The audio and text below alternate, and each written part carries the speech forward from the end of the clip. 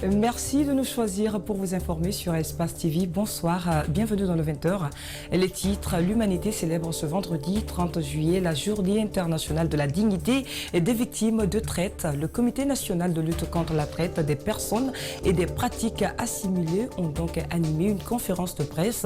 Il a invité les autorités guinéennes à plus lutter contre la traite. Plus de détails dans ce journal. Une jeune fille âgée de 13 ans a été emportée par les vagues d'eau depuis le quartier Bessia, cité de l'Air. Son corps sans vie a été retrouvé ce matin dans les eaux de mer au quartier Tugiwondi. Et c'est tout pour les titres. Et bonsoir, l'humanité célèbre ce vendredi 30 juillet la journée internationale de la dignité des victimes de traite. À cette occasion, le Comité national de lutte contre la traite des personnes et des pratiques assimilées et ses partenaires ont animé une conférence de presse. Devant les hommes de médias, ils sont longuement revenus sur l'implication des autorités guinéennes dans la lutte contre la traite. Fatoumata Bintabari et Mamadou Siribari et Mohamed Alousseni Kamara. La voix des victimes nous guide, c'est le thème choisi pour célébrer la journée internationale de la dignité des victimes de traite.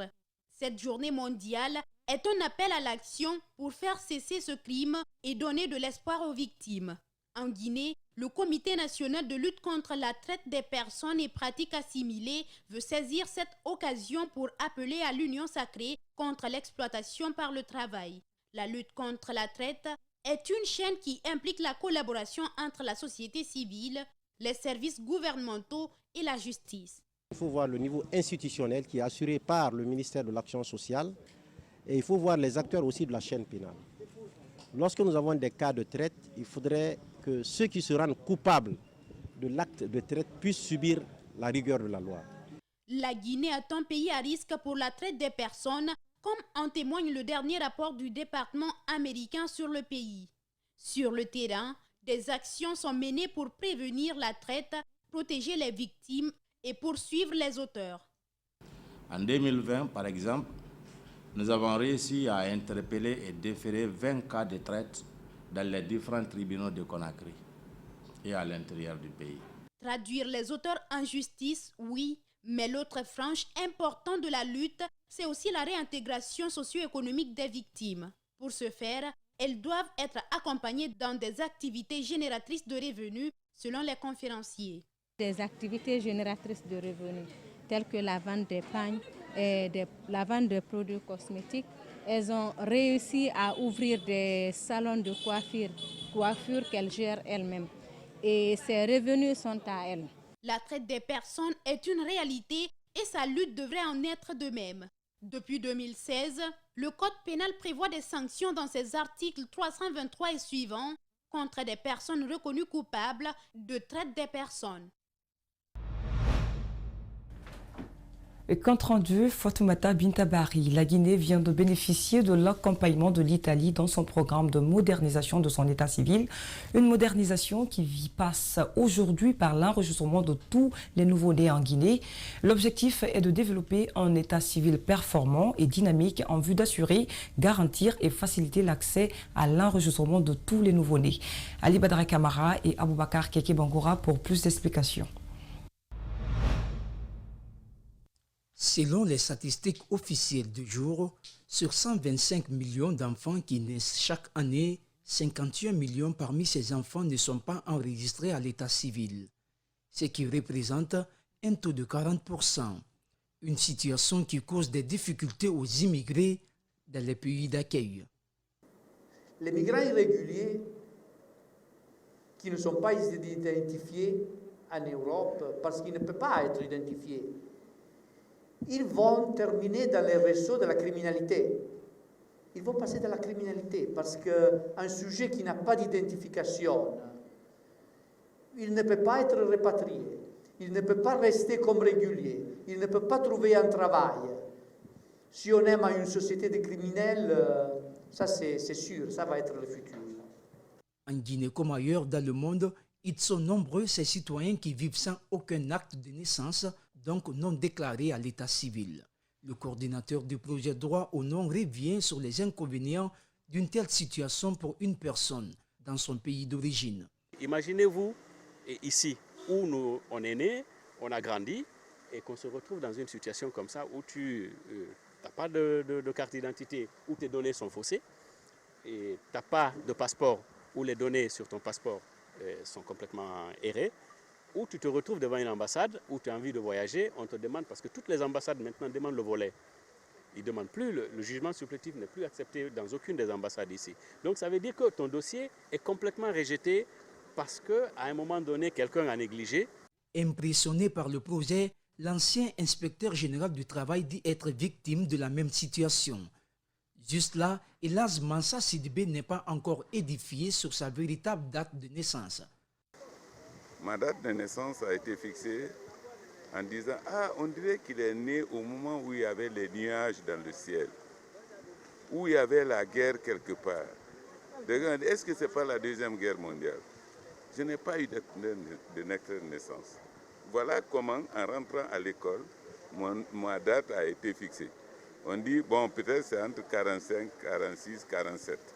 Poursuivant, il salue l'initiative et invite les parents d'en tenir compte pour éviter à leur progéniture des difficultés qui pourraient les compliquer. Le chemin de la vie. Autre facette dans cette édition, 10 hectares, une superficie que souhaite reboiser la structure CIPAD Guinée. Au compte de l'année 2021, elle a procédé ce vendredi au lancement de sa deuxième édition de campagne de reboisement. L'opération touche la localité de Wankifon dans la préfecture de Koya, mais aussi à Dobreka. Wankifon a été la première étape de cette action de prévention, de préservation de la nature. Le préfet a eu l'honneur de présider l'initiative et de procéder à la mise en terre de 200 plants. Justin Leno, Lamine Silla. Sur ces sites, il n'y a pas un seul arbre qui pousse. Pourtant, il y a quelques années, l'endroit renfermait une forêt à l'état sauvage. Suite à l'extraction du gravier et la coupe abusive du bois par les habitants, le site ressemble aujourd'hui à un désert, comme vous le voyez sur ces images. Donc c'est pourquoi nous avons interpellé la localité, avoir un regard pour la préservation de l'environnement à Wankifon. Donc le constat est alarmant. Et c'est pourquoi nous avons pensé à faire ce lancement officiel de nos activités sur ce site qui est dégradé. Et c'est pourquoi les autorités, les organes de presse qui sont avec nous sur ce site. Toutefois, dans quelques temps, le site pourrait ressembler à celle-ci. Une forêt verdoyante, taillée par la nature et capable de conserver la faune grâce à l'ONG CIPAD Guinée qui vient de lancer sa deuxième édition de la campagne de reboisement au compte de l'année 2021. Nous avons ici 10 hectares. Pour un premier départ, nous allons mettre à terre 12 500 plants sur cette surface. Et au fur et à mesure, on va essayer de combler le reste de la surface de Wankifon. Et le suivi va se passer comment? Le suivi, il y a un grand mécanisme qui a été mis en place. On a eu à mobiliser les conservateurs de la nature et pour qu'ils puissent mener à bien ce suivi-là. Parce que nous avons mis en place ce que nous appelons les perdiens pour pouvoir les encourager pour que ces plans soient suivis. Parce que notre fierté aujourd'hui, c'est pour faire venir en fait nos partenaires comme Plan Guinée, OMS, pour dire bon, voilà l'espace que vous nous avez confié pour pouvoir reboiser. Le lancement de cette campagne de reboisement est présidé par les autorités préfectorales de Koya et d'autres ONG comme Plan Guinée.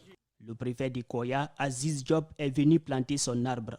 On a interdit toute exploitation ici, complètement interdit, et nous suivons. On a procédé à des arrestations de certains citoyens qui payent des amendes. Maintenant, moi je plante mon arbre. Je vais clôturer, je vais veiller sur cet arbre-là.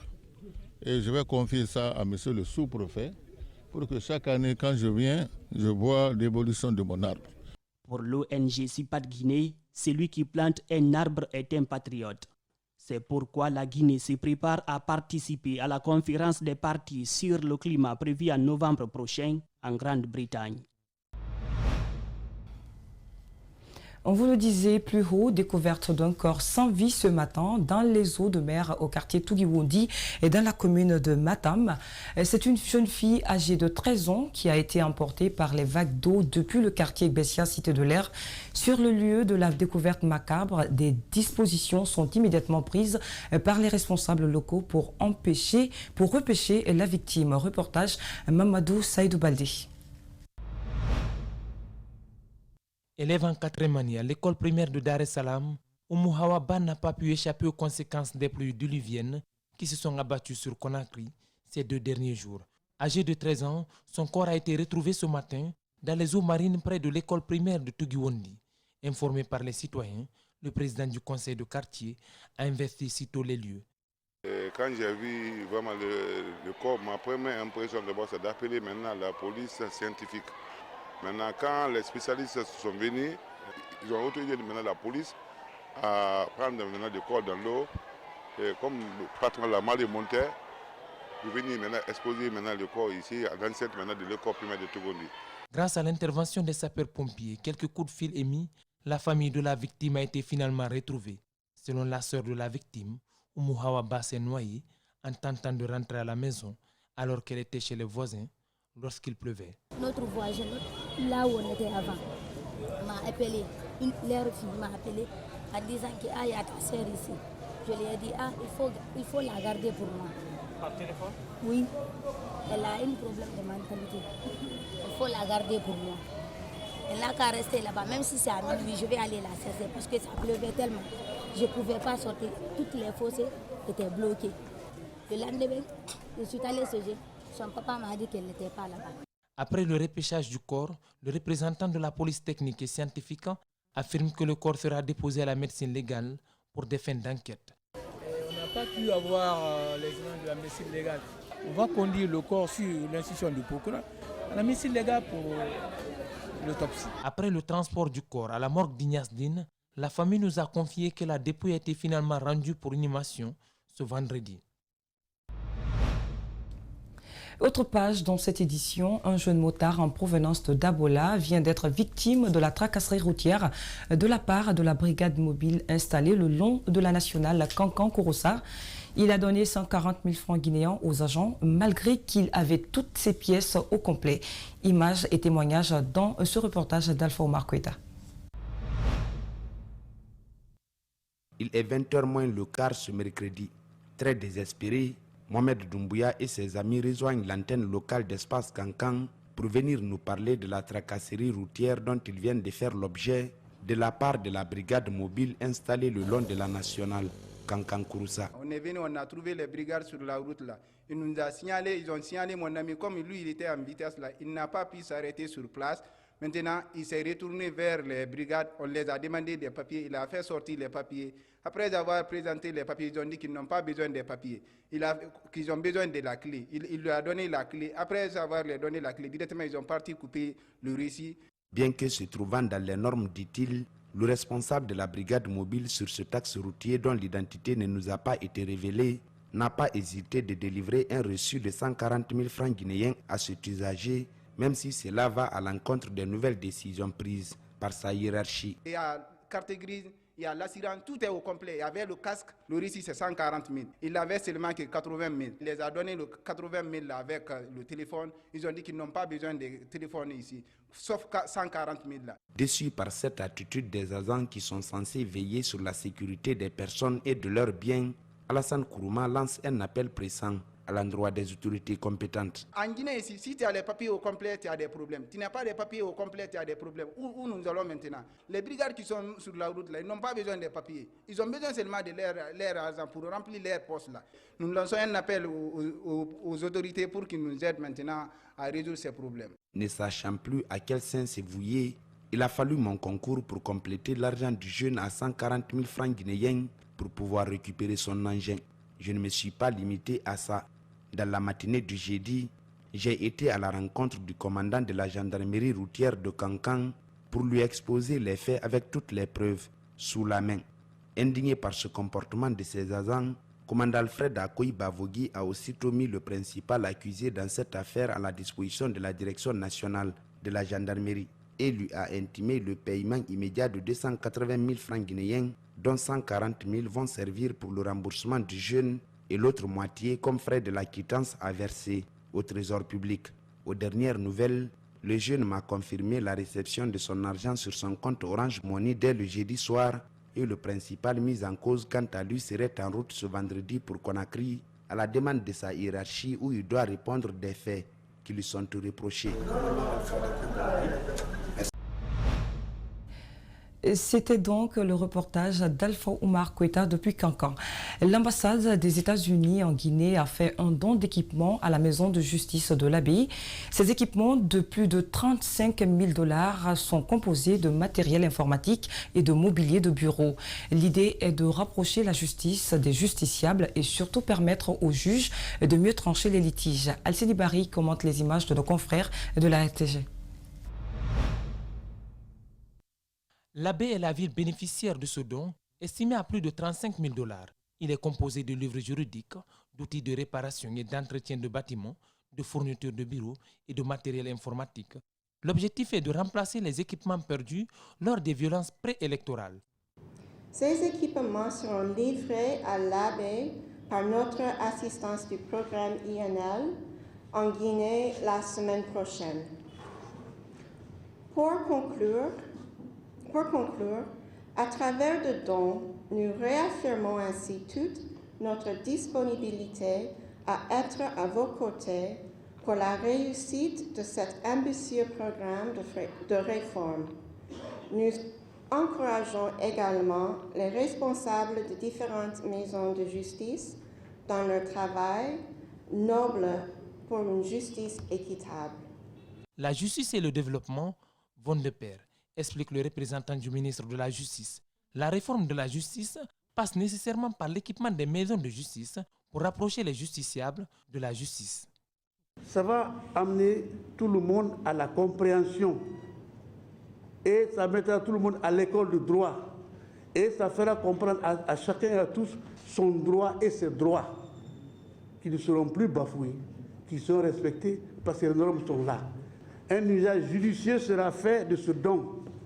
Nous vous rassurons de notre posture à être du côté de droit, à être en phase avec les normes internationales de droit.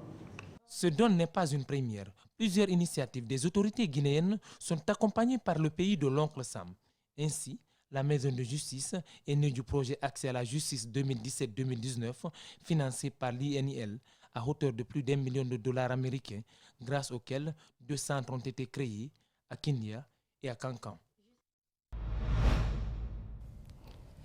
À présent, parlons chiffres dans cette édition d'information. Vista Bank a racheté les parts d'actions de BNP Paribas à 55,6%, le capital de la Banque internationale pour le commerce de l'industrie de la Guinée. Bissigui, jusque-là, la Bissigui a été considérée comme le premier groupe bancaire privé en République de Guinée. Vista Bank élargit donc son réseau des banques en Guinée, Sierra Leone, en Gambie et au Burkina Faso. Marissa Camara, Abou Korea Kuruma signe ce public reportage. La filiale de BNP Paribas change officiellement de nom et devient Vistagui, une filiale de Vista Bank avec une couleur rouge.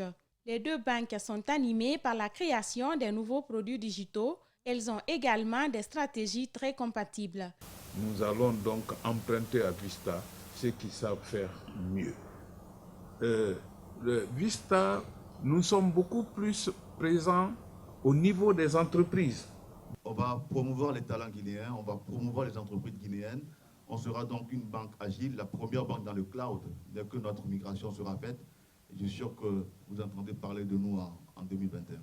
L'objectif est de mettre une stratégie d'extension du groupe pour pouvoir supporter les économies dans les pays où il opère, afin de financer le commerce intra-africain, surtout dominé par l'entreprise minière.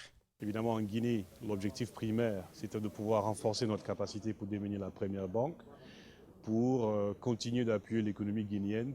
Ce que nous avons fait déjà, ce que nous continuons de faire aujourd'hui à travers notre banque qui est Vista Bank Guinée, en appuyant le secteur des PMI. Bissigui, l'ex-Bissigui, que nous appelons Vistagui désormais, et à l'expertise du financement des grandes entreprises et de high net worth individuals. L'ambition de Vistagui est de continuer à appuyer l'économie guinéenne, mobiliser les ressources nécessaires à travers le financement des infrastructures, de l'énergie et de l'eau, qui sont des secteurs clés de l'économie nationale. Et évidemment, comme nous l'avons souligné, nous sommes ouverts pour tout Guinéen ou Guinéenne, à toute entreprise guinéenne qui veut se développer, pour pouvoir les accompagner à travers nos financements structurés. Évidemment, nous allons mettre l'accent sur la digitalisation de la banque pour pouvoir promouvoir l'inclusion financière. À retenir que la combinaison de ces deux banques permettra de couvrir la chaîne de valeur de l'économie en commençant par les PME et PMI, les femmes, les jeunes et les grandes entreprises étrangères. Et pour finir cette édition, les habitants de Kolaya ont procédé cette semaine à la pose de la première pierre pour la reconstruction de leur mosquée. L'initiative est de la jeunesse de la localité. Le coût des travaux s'élève à plus de 9 milliards de francs guinéens. Ali Badra Kamara, Lamine Silla ont assisté à cette mobilisation des habitants. Voici le reportage. Kolaya, dans la commune de Matam.